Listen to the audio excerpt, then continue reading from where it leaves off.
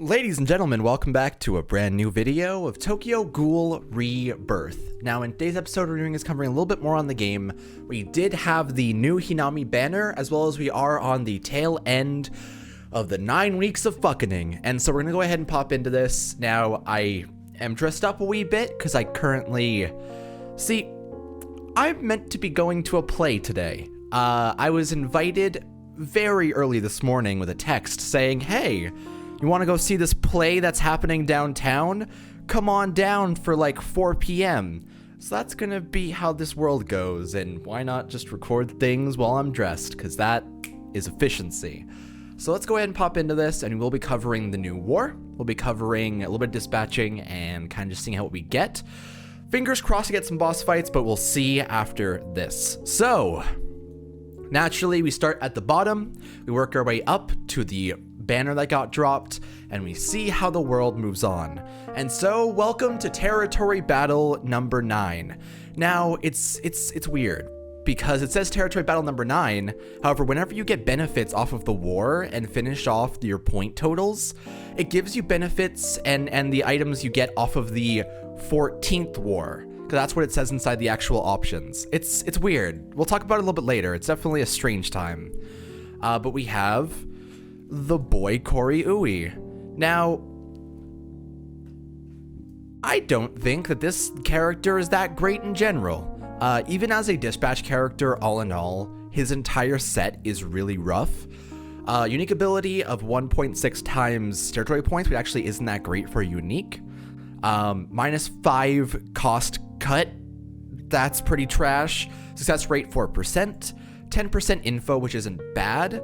-10 minutes and 1.5 times territory points, just as a link as an assist. All in all, one of the worst kits that's inside the game right now. In terms of the war dispatches, he is helpful. And I mean, he can be good. However, even on JP at this point, I only have him for collection. I never actually use him in dispatching because he's honestly not that great. But SSRs, so it's not a huge deal. Granted, the rewards to this war are kind of weird, so you probably won't end up getting too many copies of him anyway. Additionally, we do have the just like a class reunion Juzo Suzuya with his nasty, gross shit where he pulls his mouth apart. You know, I watched Pan's Labyrinth as well. It's a pretty fucked up time. This Juzo, he can be alright. We'll go ahead and cover his stats and skills here. So, 6,940 HP, 385 attack, 192 defense, 10 AP, and 7 durability. Super low defense, super low HP. You don't want him to ever be in on a turn where the enemy will attack you because he will almost certainly die. However, his main purpose for this is unique ability of 1.3 times attack break bonus. As well as plus 300 attack, plus 100 defense, plus 3 durability, and 50% chance to prevent attack down. Now, attack down is useless in almost every scenario, and the fact it's only a half chance to negate it is really awful. However, what he seems to be is he seems to be similar to the War Naki, like the jailer outfit version. And if you are going to use him as a free-to-play character, he is going to be a good damage dealer in terms of reds. And if you let him get the break on an enemy during a free-to-play raid, he'll probably do some good work. So I think I kind of have a better capacity for what makes a free-to-play unit good, now that I've had those attempts at JP and had the chance to experiment with what kind of works. So I'm a lot happier with it. And I definitely think this Juzo, in terms of free-to-play units, he is one of the better ones, so definitely grind him up. He does have a heal of 20% HP, cures bleed status, and reduces durability of front row enemies by 3. Now, there's no damage on it, which is unfortunate. However, you know, it does the work. Normal attacks typically be the main way you're getting things done. He does have 10 AP in general, so it's not a huge deal. I didn't know he's heal plus break, though. It's kind of neat. It's not a bad kit, all in all. We also have the Legend of the Devil Ape, which... Oh. The reason we have no new quests over on JP is because Global's trying to catch up. This is the last raid before they do the reset back to the original raid from the beginning. They rushed through this super fucking hard over here on Global. This Juzo was dropped like 3 wars before this Enma was. And the Juzo was dropped alongside the Aogiri Toka and Aogiri Ayato. That's ridiculous. Okay, I guess we're jumping forward quite a bit. Interesting. So it's the Devil Apes Day Off, NG Coma, with 8,540 HP, 541 attack, 259 defense, 9 AP, and 8 durability, with a unique ability of Break Wall times 1.3. Now, not great, especially because it's only toward him. So unless you're doing an entirely free-to-play raid type of thing and using him for that, he only helps himself and doesn't do a great job. However, he also has a plus 300 attack, which is 841 in general. Not horrible. 100 defense, plus 3 durability, and 15% block rate. He also has his skill, which is 0.8 times the attack of the front row enemies for 3 turns. Applies plus 1 durability damage to all your normal attacks for 2 turns. So he's good at guaranteeing a break on the enemy team when you are using him. However, in general, I don't see a huge purpose for him. He helps himself in terms of his own defense buff, and he has a pretty decent attack stat, but he has no real field presence aside from the attack down and guaranteed breaks. So, meh. Grind him up regardless, because he probably will end up going away sometime soon, knowing this shit. So, if they're trying to catch up on a global with all the different raids, is that going to imply that we're going to be synced up between the two in terms of the wars from here on out? Like, this one's war number 9. Over on JP, it's war number 14. However, we're going to be on the same set of quests in this case.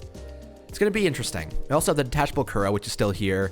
He's a decent damage dealer. Not a huge, great thing, but this war is running from the 12th to 19th. I am a couple days late. However, you know, the world moves on. All in all, not a horrible war. I think, however, I'm questioning how the rewards from the wars are coming out from now on. Because here we have, you can grind up within this 1 week war up to 10 million, and all throughout it, you get plenty of Haka, plenty of benefits, great items. You get 2 SSR tickets at the end of it, fantastic. However, this is the first 1 week war that goes beyond just 10 million. And there's tickets, there's tickets, there's tickets in gold, tickets, gold, ticket, gold. SSR tickets aren't bad. And at 20 million, you get 1 copy of Kori-Ui. Congratulations. I personally don't understand how you can justify 2.5 million extra points for the sake of 1 extra character when you could have given any other benefits, and there usually was benefits before. However, in that case, because there's 3 Kori-Uis on that tree, you will only need to get within the top 50 to get him maxed out fully. Isn't that nice? So basically, there's no reason to go all the way to 20 million because you're not going to be able to get him maxed out anyway unless you're going really hard during the war, which the threshold for that's going to be far, far above 20 million. And in general, getting a dupe of him isn't going to help because he's not even that great of a dispatch character. I don't understand how they're doing it. I don't understand this war. It's the same way over on JP. It's super weird. But the world moves on. We also have the Ultimate Challenge in the Black Reaper Eradication Quest, as well as the Hinami, Hairu, and all of that. All in all, not too bad of quests. Obviously, Hairu, if you have a good blue character, it's going to be fantastic. Otherwise, the best way to try and get her done is to try and paralysize her. Is that how you put that? Inflict paralysis on her, because she does have quite a bit of AP. And the more that she's able to whack at you, the more likely she is to get a break. And if she gets a break on you, the combo just keeps on going. She also has... Here, we'll actually just read her description. As she possesses an attack boost against several types alongside her ability to inflict paralysis and skills to boost her attack, her assaults are truly fearsome. Aiming to inflict a break right away, adding your team characters to restrain her attacks will be the key to success. So make sure to break her on the first turn, make sure to use paralysis, and just try and get as much damage done as possible. She will hit hard, and she has killers for, I think, light, dark, and green. So any of those 3 are gonna be pretty pretty susceptible, I would say, to her assaults. I didn't have too much trouble with it. Granted, I had Black Reaper during most of it. However, even if you have FES Shirazu at 10 out of 10, you can basically get her done pretty well. He has a pretty good defense all in all, and even if you pull on like the new Hinami, for example, should be perfect for this. So, good stuff. We also have the new Hinami straight up. Now, should I cover this here? Or should I go and wait until I go to the... Oh, whatever. We'll just do it. Hinami Fuiguchi, alias Yotsume, stands in your way. She uses skills which, besides inflicting paralysis, also allow her to do damage to your durability with normal attacks. Edit your team with high durability characters to challenge her. So, there's not much strategy here. She doesn't do much damage from what I've seen. Her main threat is the fact that she can get breaks pretty easily, and she'll half one of the APs of one of your characters, and she does do AoEs. However, all in all, not that bad of a fight. Festival Amon is an easy one-turn kill on her. I'm trying to think of what else. Like, who do we have that's relevant in terms of green over here? Dollhouse Juzo, which I have, is going to be great against her. Basically, anybody that can do a bunch of DPS that isn't... Even neutral stuff will do good against her. Her defense is pretty low, and one-turning this one's pretty much one of the easiest ones around. So, not too bad. We also have Heisei Sasaki, alias Black Reaper, stands in your way. Not only does he make greater damage on light and dark types, his attacks also increase after inflicting a break. His attack increases even more when his health is down. Aim for a short-term battle with a shower of assaults. And so... I didn't know that his attack increases when his health gets low, so I guess what you want to do is within the first half of the battle, unless you can guarantee a kill on him on the first turn, leave him above 50% and then try and get the kill the next turn afterwards. I feel like that might be the best way to go about it. All in all, he's not that bad, and he's another one of those blue characters. The main difficulty you'll have is your light and dark characters will die super easily, and typically any Takizawas, for example, will get broken really easily by him. Bringing in neutral typings will be really good. Other blues like Iwao, Wounded Kaneki, Black Reaper himself, stuff like that. Reds are okay. They do less damage, so it's not really that worth it, and they'll die pretty easily. However, he doesn't destroy reds. I've brought Shirazu and didn't get completely wrecked like in one turn. So it's not that bad. It's just trying to build around it. I don't know if he can be paralyzed. I don't believe so. So just trying to get as much DPS in. Festival Amon's going to be great on it. Basically, hey, surprise, greens are really good in this game. So, wow, who would have thought? And we'll go ahead and hop into the next little part. Also, yeah, by the way, if you get your asses kicked by the bosses that are around, feel free to pull for them. That'd be pretty neat, right? And that is how that goes here. We also have featured summon in the Super Errata Boy, Super Saiyan God, He's bad. He's really bad. This one's actually one of the worst SSRs in the game. And even when I used him, he has 1300 attack, but with 6 AP and a garbage kit, he isn't helpful. Don't pull for premiums ever. That's just the rule. New dispatch summon though, Take Hirako. From my understanding, Hirako was one of the last characters that was dropped over on JP before the ticket update was released. And so I believe that we're going to be getting... Oh, God. Oh, the lighting. Why? God. Jeez. Oh, the sun. The sun is a cursed being. That's what I get for having my fucking window open. Oh, my eyes. Okay. Moving on. So after Hirako was dropped over on JP, they did have the ticket update where we got the SSRs added to that. And so even though he is a quite good dispatch in general, and he has a really good kit as well as a pretty alright like base to him, mostly his kit is good for the sake of the time cut, and the cost cut can be helpful in the early parts of the game. Mostly the time is the important thing though. I like his outfit as well. I'm very biased toward all Hirakos in this game. He is villager number 1 and an absolute hero. I'd say just wait till the tickets get updated. When they do get updated as well, we'll get the other characters that were released alongside all of these banners. Examples of that would be... I'm trying to think of who else, what other dispatches were released recently. We could probably go scroll back, right? What other dispatch summons were dropped recently? Oh, there's not even, it's not super not here. Huh. Well, hey, there were other ones that are getting added to the tickets, so why not wait until that happens? I did get him already. Oh, yeah, Mom Heisei, Roma.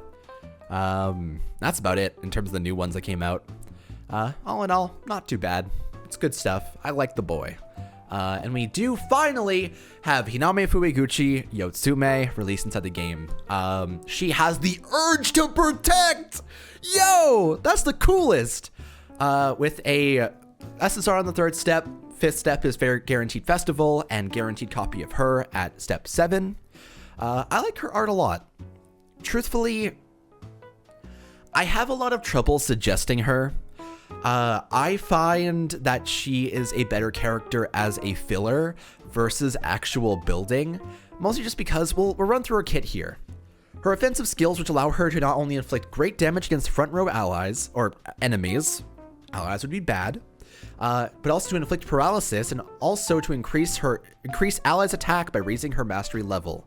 When her abilities affects the match well with the situation, she can unleash...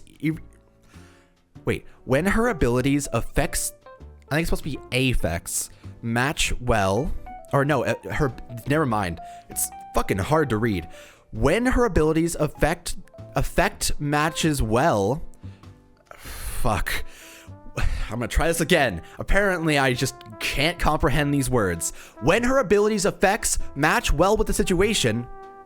Full stop. Slight pause. She can unleash even more blasting strength. So what it's trying to say is that when the enemy is paralyzed, you can do more damage. But it's phrased so weirdly. With 10,200 HP, 550 attack, 840 defense, 12 AP, and 10 durability, unique ability of 1.8 times damage to paralyzed characters.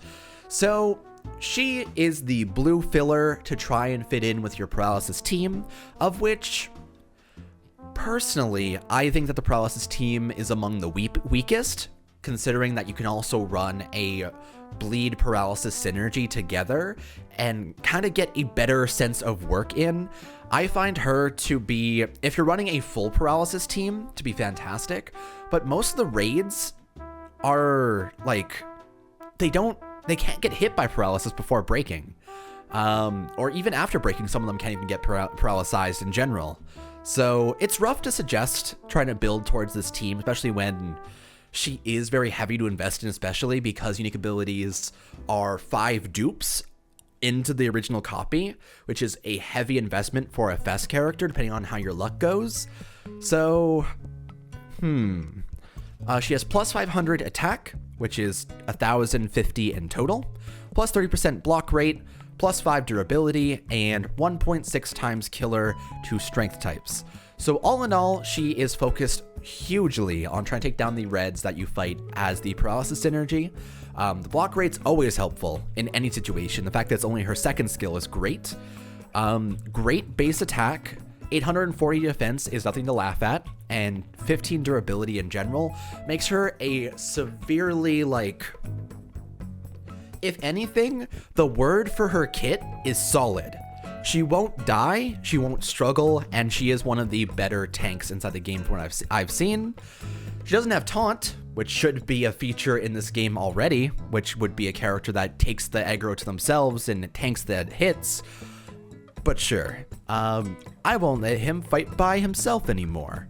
Inflict paralysis on front row enemies for 3 turns, 1.75 times the attack of front row allies for 3 turns, and deals attack times 1.6 to front row enemies 8 times. I actually didn't know that she was also an attack buffer. I guess I read that up here, but it didn't. That's not bad. She's kind of like a premium Heisei in that way, but for the paralysis synergy.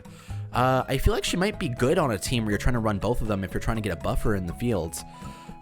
Guaranteed paralysis on front row enemies is also quite good, so she does have a really good kit if you are willing to build all the way towards it. The difficulty that I'm having with it is because she's such heavy of an investment, and also because her mastery here, we'll go ahead and look at it. At 20%, a good chance to inflict paralysis on front row enemies for 2 turns, deals attack times 1.5 to front row enemies 5 times. So only 5 hits to the enemy team. Good chance of paralysis, I think, is like 40% or so. Actually, I don't know the exact numbers, but I'm pretty sure it's like somewhere below 50. Might be 60. I don't know. Numbers are hard. It's not guaranteed, and it's not a high percent, and so that's the issue. Additionally, she has no buff for any member of the team here at 20%. So even when you get 1 dupe of her through your entire set of 7 pulls, she doesn't even help your team at all.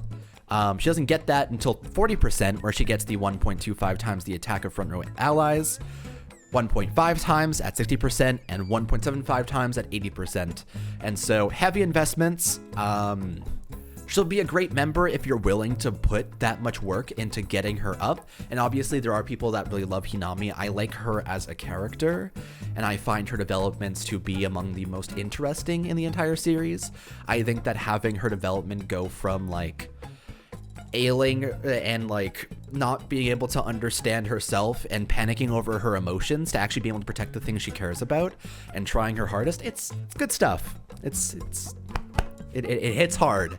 So she's worth it, if only because of our hearts. But in general, she will be a filler on future banners for Fest banners. It's seeming like this is going to be the last. So we're supposed to get 8 weeks straight of festival banners nonstop. And then it was 9 weeks of consecutive celebrations in general. Now, Hinami was the last one to be revealed inside it. And we actually go ahead and look at this. 9 weeks consecutive. So we have Kaneki, we have Heisei, we have Shirazu, we have Ryakira, we have Owl, Urie, Hairu, and Hinami. And so we're only missing 1 more character, or whatever it could be, to come out.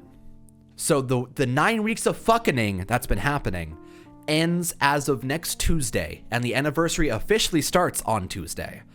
So we're getting there. 6-month anniversary is going to be here, and in future festival banners from here on out, I imagine that any of the characters that released during this 8-week period so far are going to be fillers on future banners. So Hinami, Ryakira, Shirazu, Urie, Takizawa, every single one of them will be inside future banners and pull a bull as a random chance. And so in terms of features, I don't think Hinami is that worth it as the main feature. However, if you get a copy of her during your steps on other festival banners, she is fantastic for it. So that's kind of my stance on things. We're going to go ahead and hop on our dispatches here. Fingers crossed. I would love to fight Hinami today. Show me that money. New intel. We got Black Reaper. Guess we're trying that out. Additionally, I learned something. So you see how these are failures, right? Apparently failures don't give you any points whenever you end up rescuing them, which is really unfortunate. If we go ahead and look here. So I'll start and the rescue will happen. Territory points obtained, 0. Now that's kind of shitty. I didn't know about that until very recently, and explains why I get so few points off of my global dispatches so far. However, it's good to know for future reference. I definitely need to grind up more gold to be able to finish this off. However, I will... God. I'll see you guys in 1 second when I go and build a team for Black Reaper. Wow. Now, before I even go into the Black Reaper thing, I also wanted to point out, when you are dispatching then, if you have a lower percent of a chance to actually get the success rate done, it's probably not worth it to use the double points as your benefit, because if you end up losing and having to rescue, you lose all of those points in general.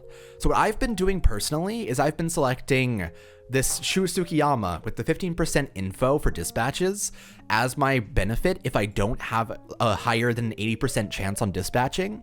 Well, just because I find for myself, I'd sooner be able to grind, like I got here, let's look at this. The Queen K Ward, I got 2 hours of Queen K Ward, and I can grind that for the entire time.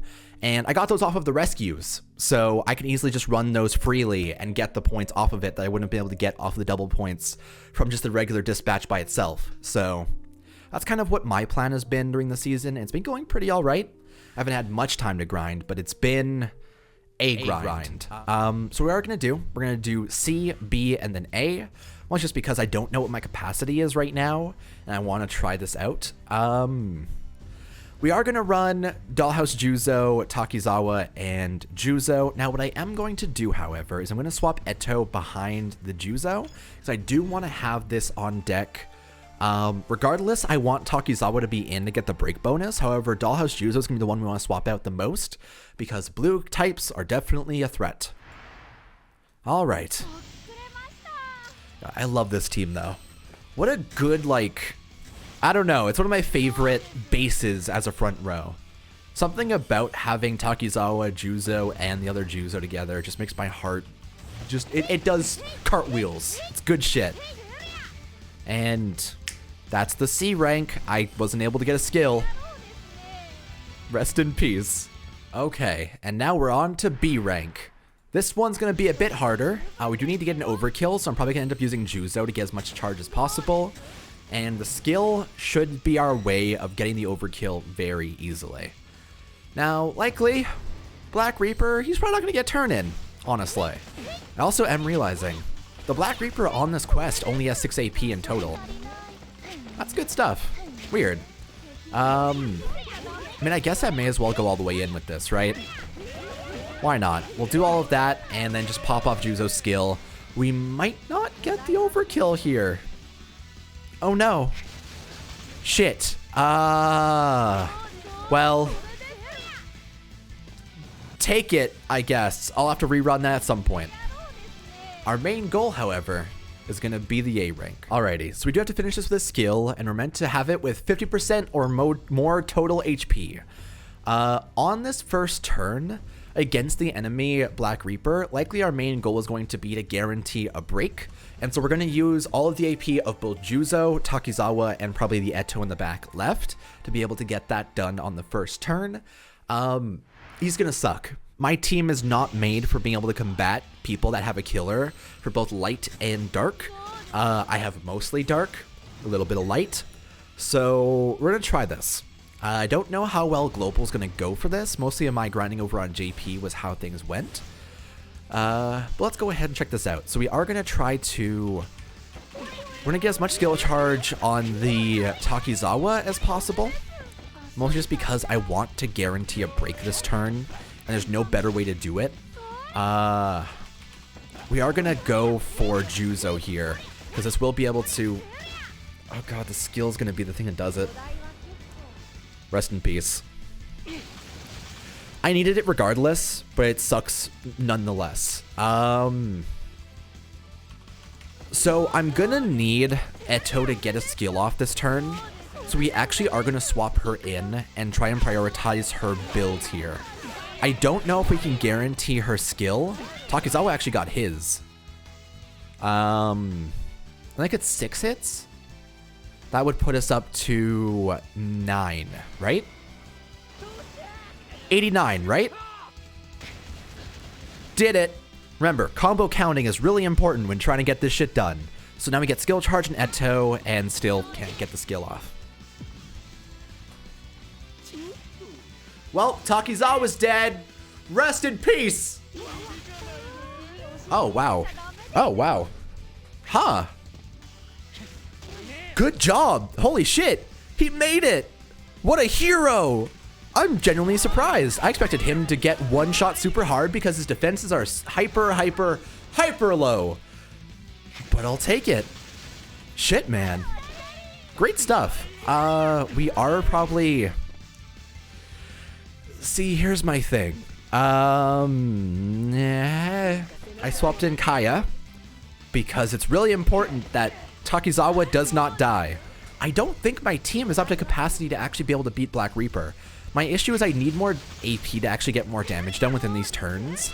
I think my best way to get tickets during this war is going to be me trying to fight the second soul versions or 2 soul versions of the main bosses and try and see how that goes.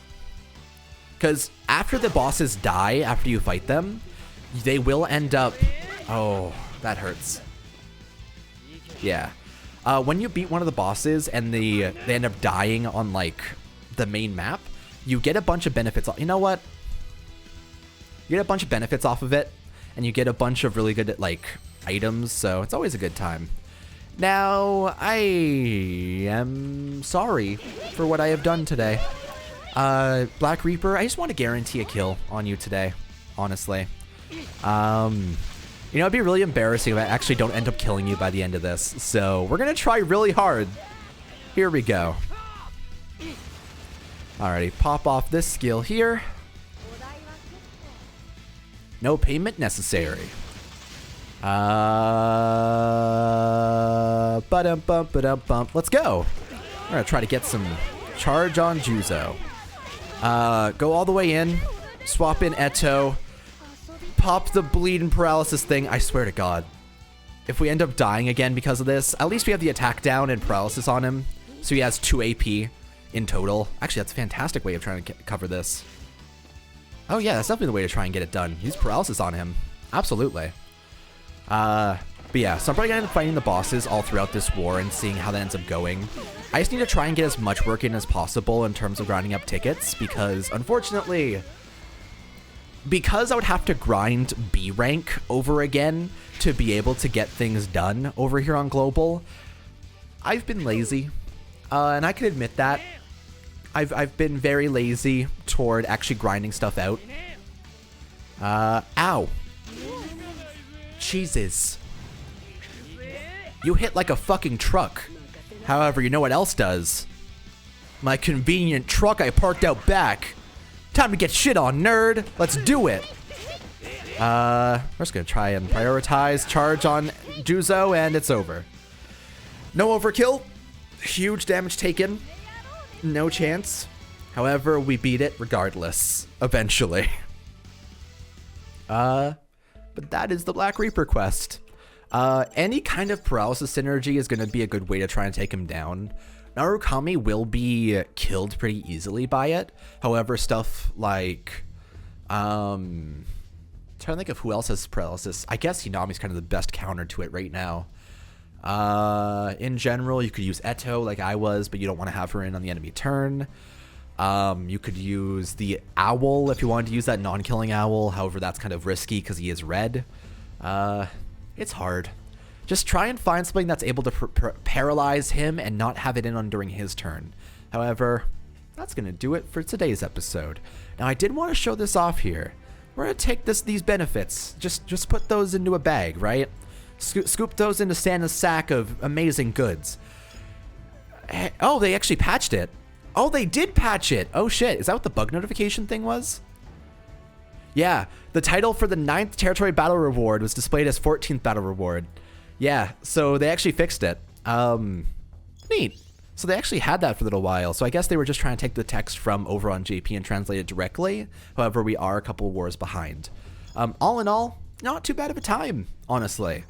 There is quite a bit to get done over here on Global, and there's a lot of grinding that you can end up doing in all different ways. Clowns are always a good time. I'm going to be fighting these bosses on Second Soul and trying to get as many tickets as possible.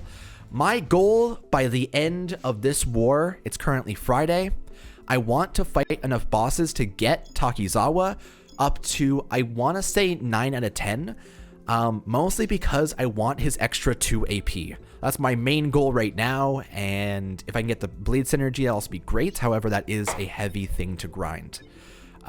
It's hard. It's hard with a new account, and I actually didn't have a full comprehension of how it feels to be a new player. So it's neat to try and find these things out from a new perspective. I kind of get a new stance on things through playing both accounts and seeing how things go. So it's fun. Either way, thank you so much for watching. I'm going to record maybe 1 or 2 more videos today, kind of relax a little bit. And then I'm heading out to go see my play. Thank you for watching. Take it easy.